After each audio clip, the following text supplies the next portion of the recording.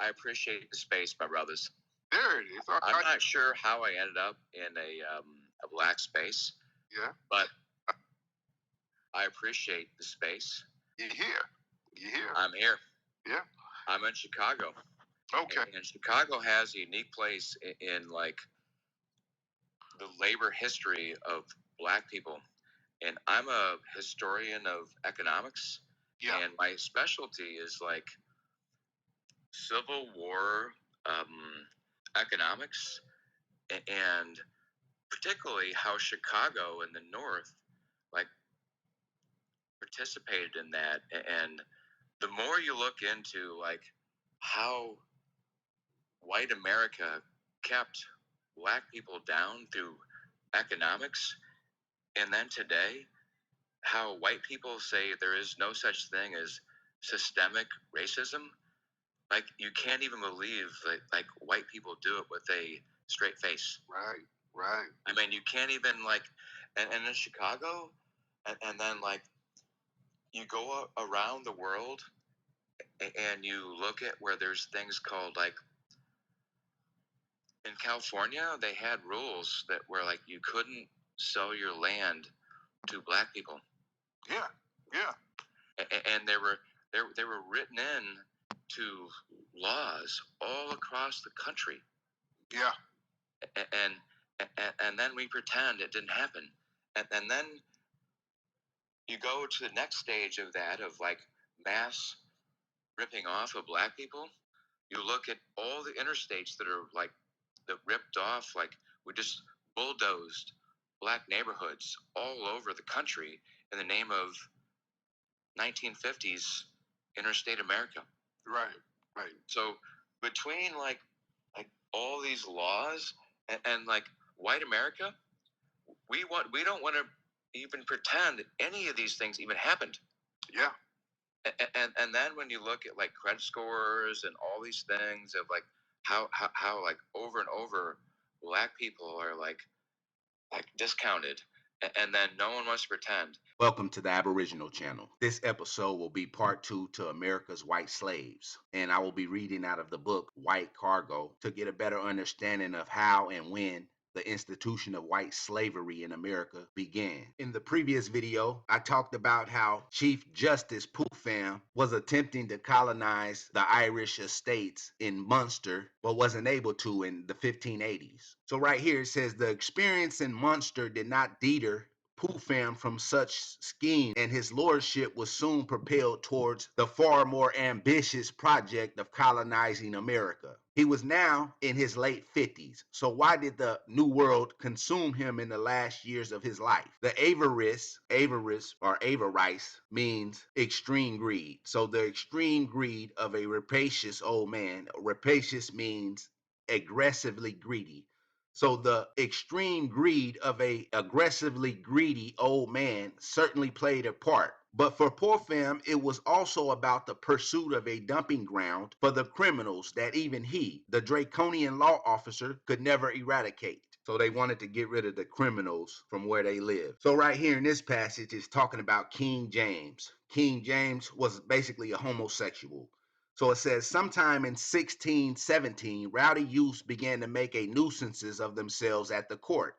Various explanations have been offered to the nature of these youths, among them being that they were young, jobless men who made a practice of trailing around the royal retinue. Now, retinue means assistants or advisors that follow around an important person. In this instance, it was King James. So they were harassing his assistants and his advisors. It goes on to say, or that they were simply hoodlums or felons, or that they were the bastard sons of royal courtiers. Whatever they were, their crime is not recorded. Perhaps they specialize in baiting some of the roughed and perfumed young men at court who hoped to catch the king's fancy. Whatever it was, something prompted James to explode, and he had the youth arrested. In January 1618, Sir Thomas Smith received a letter from the king saying that 100 youths were being dispatched to him to dispose of in Virginia at the first opportunity. They were described variously as dissolute or convicts, though there is no record of their having been tried in any court of law. The king instructed Smith to take sure order that they be set to work in the colony. Goes on to say that it was decided that the prisoners be split into smaller, easily managed groups. At least 4 vessels were needed. While the company vacillated over their unwanted prisoners, 3 of the wealthiest stockholders saw an opportunity. The Earl of Warwick, Sir Edwin Sandys, and John Farrar had all acquired land in Virginia's sister colony, the Somers Islands. Somers Islands is basically right around Bermuda. It seems that they took advantage of the new market affair to secure forced labor to work their plantations. The Virginia Company's minutes record the 3 applying for some of the dissolute to be sent to the Somers Islands to be servants upon their land. Their fellow stockholders agreed. We do not know if all 100 convicts finally went, but given King James' determination to make an example of them, we can assume that they were dispatched to one or another colony, or perhaps to both, probably never to return.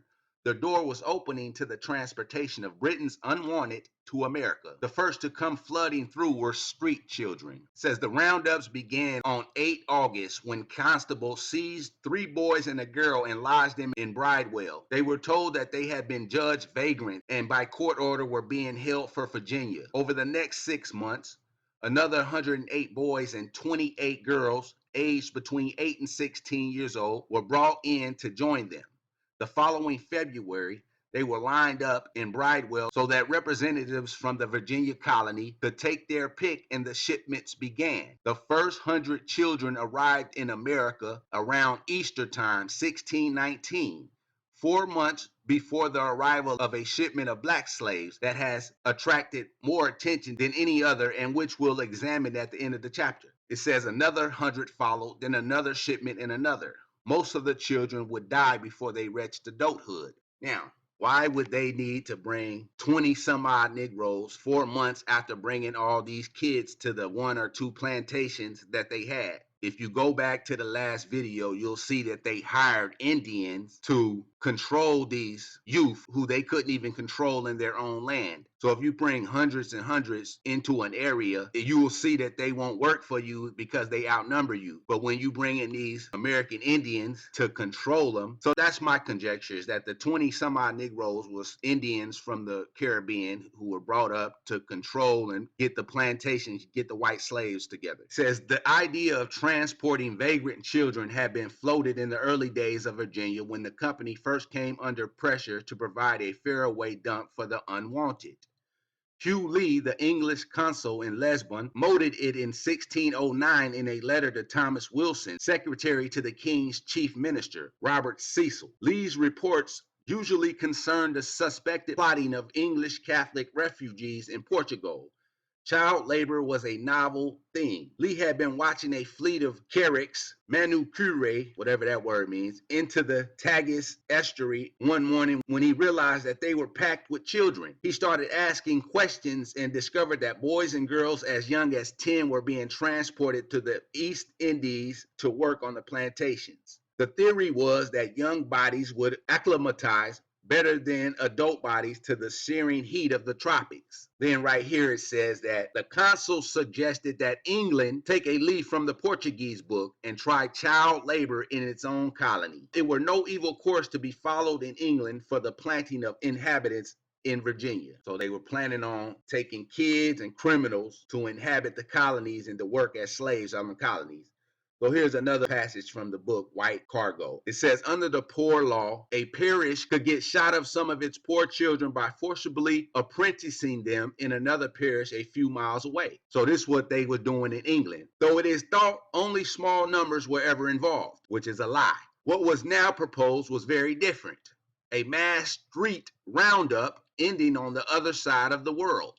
The Virginia Company appears to have been happy to cooperate. The company wanted the children both to work in the tobacco fields and as part of a developing strategy to promote family life in the colony. Company documents show that there were plans to import hundreds of women and offer an apprentice as a bonus to every planter who married one of them. Talks between the City of London aldermen and the Virginia Company began early in 1618. Sir Thomas Smith and Sir Edwin Sandys, the Puritan politician, represented the company. Sandys, one of the leading figures in the House of Commons, was a major investor in the Virginia Company and had involved himself in its affairs as far back as 1609.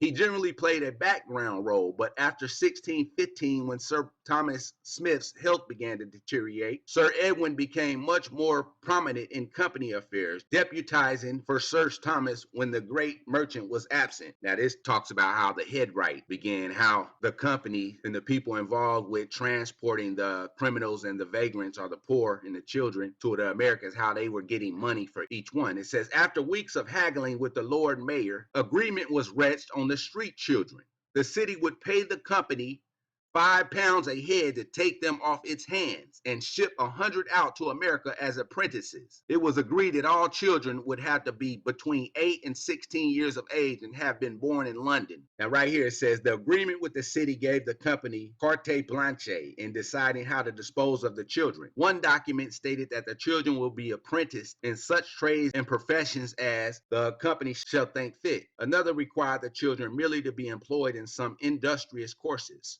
In fact, most were destined for the tobacco plantations, where the only trade they learned was as field laborers. In the summer of 1618, the roundups began. The Lord Mayor ordered constables to walk the streets, forthwith apprehend all such vagrant children, both boys and girls, as they shall find in the streets and in the markets or wandering in the night, and commit them to Bridewell, there to remain until further order to be given. The constables appear to have gone about it surreptitiously and with good reason, for a heavy hand in London's warren of back alleys could quickly incite a riot. Macaulay, describing the Whitefriars' liberty between St. Paul's and the River, wrote, no peace officer's life was in safety. At the cry of rescue, bullies with swords and cudgels and termagant hags with spits and broomsticks poured forth by hundreds, and the intruder was fortunate if he escaped back into Fleet Street, hustled, stripped, and pumped upon. Even the warrant of the Chief Justice of England could not be executed without the help of a company of musketeers. And we're going to go over to the book, They Were White and They Were Slaves, and I'm going to read some from there. Now, this is talking about the term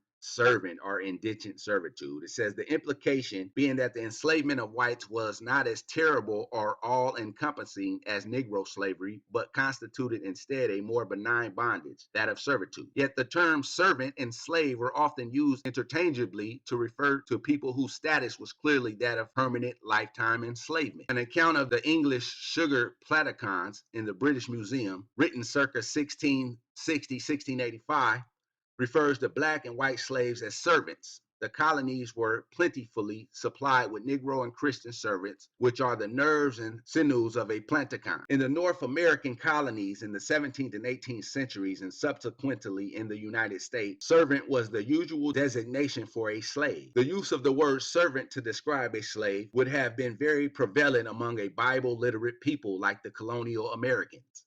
In all English translations of the Bible available at the time, from Wyclif's to the 1611 King James Version, the word slave is, as it appeared in the original Bible languages, was translated as servant. For example, the King James Version, Genesis 9:25, is rendered, cursed be Canaan, a servant of servants shall he be. The intended meaning here is clearly that of slave. There is little doubt that in the mind of early Americans, the word servant was synonymous with slave. Now, here it's talking about the difference between whites and blacks, basically. It says, in truth, white slaves were often restricted to doing the dirty, back-breaking field work, while blacks and even Indians, which are the same, were taken into the plantation mansion houses to work as domestics. Contemporaries were aware that the popular stereotyping white female indentured servants as whores, sluts, and debauched wenches discouraged their use in elite planter households. Many pioneer planters preferred to employ Amerindian women in their households. With the establishment of an elitist social culture, there was a tendency to reject white indentured service as domestics. Black women represented a more attractive option and, as a result, were widely employed as domestics in the second half of the 17th century. Now, you see how they're saying right there, you can't really differentiate between an Indian and a black. They mean the same, but they put them separate in text and in visuals to propagate a false narrative. And if you get caught up with that, that means that you follow behind colonialism. But anyway, it says in 1675, for example, John Blake, who had recently arrived on the island of Barbados, informed his brother in Ireland that his white indentured servant was a slut and he would be rid of her in favor of a Negro wench. Says in the 17th century, white slaves were cheaper to acquire than Negroes and therefore were often mistreated to a greater extent. Now, in that book, they were white and they were slaves. It says from 1609 until the early 1800s, between one half and 2/3 of all the white colonists who came to the so-called New World came as slaves. Of the passengers on the Mayflower, you know, the Mayflower that they brag about, 12 were white slaves. White slaves cleared the forest, drained the swamps, built the roads. They worked and died in greater numbers than anyone else. Both psychologically and materially, whites in modern times are called upon to bear burdens of guilt and monetary reparation for Negro slavery. This position is based entirely on enforced ignorance and the deliberate suppression of the record of white slavery in North America. Hundreds of thousands of whites have been enslaved during the colonial era in America, while millions of others were too poor to afford even a mule, much less a black slave. Going back over here to the word servitude, it says the Random House Dictionary of the English language defines servitude as slavery or bondage of any kind. The dictionary defines bondage as being bound by or subjugated to external control.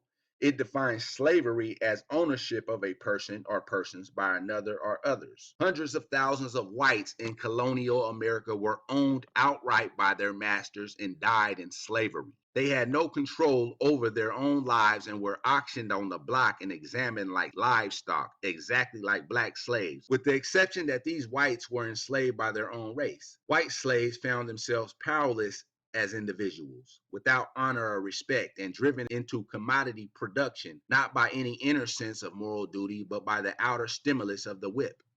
Upon arrival in America, white slaves were put up for sale by the ship captains or merchants. Families were often separated under these circumstances when wives and offspring were auctioned off to the highest bidder. Eleanor Bradbury, sold with her 3 sons to a Maryland owner, was separated from her husband, who was bought by a man in Pennsylvania. White people, now this is the important part right here.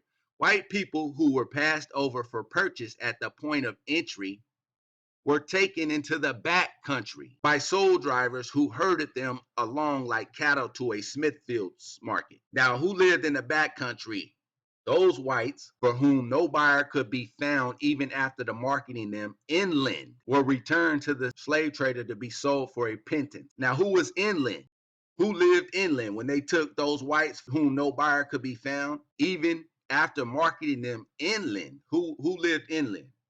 Okay, it goes on to say these whites were officially referred to as refuse and lumps. Unloading large numbers wholesale, called lumping, was generally a last resort that yielded smaller rewards. White slaver James Cheston, now they called him white slaver, meaning that all the slavers weren't white. White slaver James Cheston wrote to his partners, "The servants go off slower than I expected. I shall try them a few days longer in the retail way and then lump the remainder." Large-scale purchasers generally retailed servants further inland. They drive them through the country like a parcel of sheep until they can sell them to advantage. The Virginia Company arranged with the City of London to take 100 poor white children out of the swarms that swarm in the place, sent to Virginia in 1619 for sale to the wealthy planters of the colony to be used as slave labor. The Privy Council of London authorized the Virginia Company to imprison, punish, and dispose of any of those children upon any disorder by them committed, as cause shall require. Goes on to say the trade in white slaves was a natural one for English merchants who imported sugar and tobacco from the colonies. Whites kidnapped in Britain would be exchanged directly for this produce. The trade in white slaves was basically a return haul operation. The operations of Captain Henry Bain was typical. In November of 1670, Captain Bain was ordered to sail from Carolina with a consignment of timber for sale in the West Indies. From there, he was set to sail for London with a load of sugar purchased with the profits from the timber. In England, he was to sell the sugar and fill his ship with from 200 to 300 white slaves to be sold in Carolina. The notice of a contract and of the legal status of white in servitude became a fiction as a result of the exigencies of the occasion. In 1623, George Sandys, the treasurer of Virginia, was forced to sell the only remaining 11 white slaves of his company for a lack of provisions to support them. 7 of these white people were sold for 150 pounds of tobacco. Now, who had the tobacco? The slave status of whites held in colonial bondage can also be seen by studying the disposition of the estates of the wealthy whites. Whites in bondage were rated as inventories and disposed of by will and by deed along with the rest of the property. They were bought, sold, bartered, gambled away, mortgaged, weighed on scales like farm animals, and taxed as property. Now, this is where they get into talking about how they were kidnapping them and bringing them over here to be slaves. It says David L. Gallinson is the author of a Orwellian suppression of the horrors and conditions of white slavery entitled White Servitude in Colonial America. He states concerning white slaves, European men and women could exercise choice, both in deciding whether to migrate to the colonies and in choosing possible destinations. This is positively misleading. At the bare minimum, hundreds of thousands of white slaves were kidnapped off the streets and roads of Great Britain in the course of more than 150 years and sold to captains of slave ships in London known as white Guineamen. 10,000 whites were kidnapped from England in the year 1670 alone. The very word kidnapper was first coined in Britain in the 1600s to describe those who captured and sold white children into slavery, also called kidnappers. Another whitewash is the heralded classic work on the subject, Abbott Emerson Smith's Colonists in Bondage, which is one long cover-up of the extent of the kidnapping, the denial of the existence of white slavery, and numerous other apologies for the establishment, including a cover-up of the deportation and enslavement of the Irish people. But the record proves otherwise. Right here we got the definition of the word kidnapper. Originally one who stole or decoyed children or apprentices from their parents or masters to send them to the colonies, called also spiriting, but now used for all recruiting crimps for the king's troops, or for those of the East Indian Company, and agents for indenturing servants for the plantations. That was the Dictionary of the Vulgar Tongue, 1796. Down here it says, kidnapper, a stealer of human beings, especially of children, originally for exportation to the plantations of North America, 1666. It is to be noted that kidnappers worked in gangs. A witness stated this. He said, he was got among a gang of kidnappers, as they were then called, being a sort of wicked fellows that used the spirit people's children away. That is to snatch them up in the dark and stopping their mouths, carry them to such houses where they had rogues, ready to receive them, and so carry them on board ships bound to Virginia and sell them. A child stealer, a stealer of children. Thank you, my brother Tariq. Assalamu alaikum. Wa alaikum salam, brother. How are Brother, you? I'm fine. I'm just joining here, Turkey, Istanbul. I just like to. Oh yeah. I like to salute all my. Alaikum salam. I like to salute all my brothers here. I was in Canada about 35 years, and I went to visit my brothers in New York, the Masjid Taqwa, brother Saraj Wahaj, and then of course all other brothers. All I said, Assalamu alaikum, and we become one. But unfortunately, when I landed America, North America, I learned racism there. Unfortunately, Yeah. they have taught me, Yeah. which I never knew before, that the American society, especially German background people, especially Irish background, whatever they are, even though they are from Europe, even though they are background, but they taught me about the racism which I never knew before. And unfortunately, what I'm saying to here is that my old brothers and sisters in this room, that America is your land. Don't you ever let any white man to tell you are different nationality. No. And my advice, and I know you brothers and sisters, that America is your land. This is your land. Please keep fighting for your land. And we know that regardless how much racist the Europeans are, especially French, Germans, Australians, Holland. These are very, very racist nations. But keep fighting, brothers and sisters. Through the history books, which has all been a lie. So therefore, if it's a lie, then what's the truth? If it's a lie, then